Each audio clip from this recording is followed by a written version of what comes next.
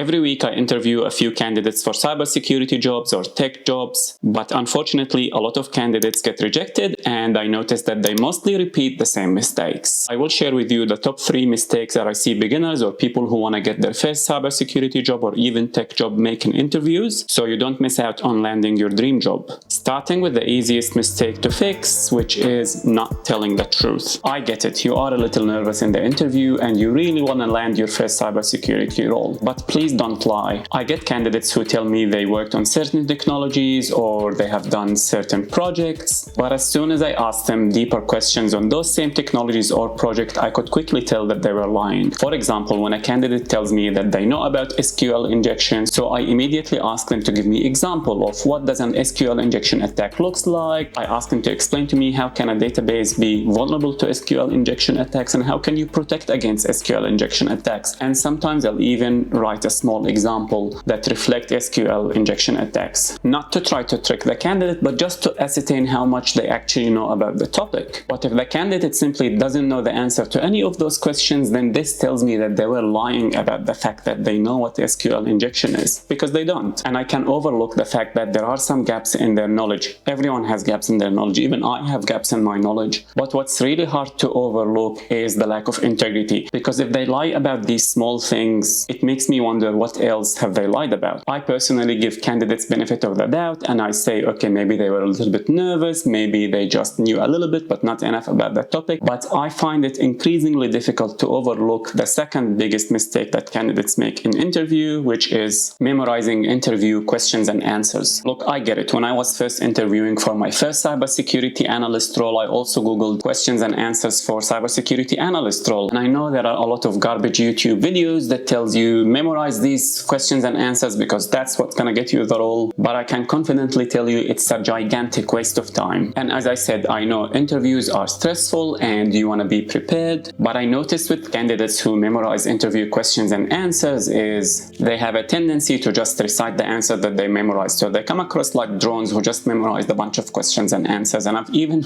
seen candidates where I ask a simple question that demands a single answer and they go on tangents to tell me everything that they obviously memorized. The problem with this approach, it's not that you don't know the answer or the topic, but that it tells the interviewer that you're simply a bad communicator, or you're someone who don't know how to articulate answers, or even worse, you're someone who doesn't understand questions. Like I said, gaps in knowledge or skills, anyone can learn the skills. Anyone can learn how to do penetration testing or be a security analyst, but communication skills can be a little bit harder to teach. If someone have a tendency to go on tangent or have long-winded answers, this is something that is really hard to fix. But like I said, sometimes I can overlook lack of knowledge and even poor communication. I know some candidates can struggle and they get nervous in interview setting, but I can confidently tell you no one will overlook the third and most severe of mistakes that beginners make in interviews, which is displaying poor attitude. We can all be a little bit passionate about cybersecurity and we want the world to know about our elite skills.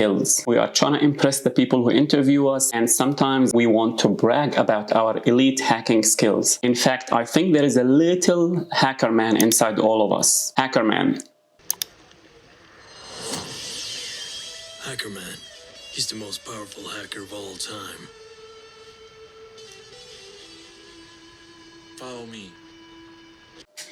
Now, the problem is not having elite skills, but it's how some candidates choose to talk about these skills. I remember this one candidate who had 2 years of experience as a cybersecurity analyst, but when I asked him to tell me a little bit about what he did in his last job, he went on to tell me how amazing he was and how great his skills were, but how his last boss didn't really appreciate his skills. He told me he tried to go above and beyond in his job, but his colleagues didn't like it and his boss didn't like it. He almost tried to tell me that he was better than everyone else around him. And that is a massive red flag. Trust me, no one wants to work with an individual who thinks he's an unappreciated genius, who thinks he's better than everyone else, and who has massive ego, especially if you're someone new to the field. Instead, you need to display that you're humble, you're willing to learn, you're hungry to learn, you're always working on certifications or lab to improve your skills. And yes, you can talk about your skills, but don't make it sound like you're better than everyone else or you look down on people. Trust me, no one will hire you if you display that poor attitude. attitude.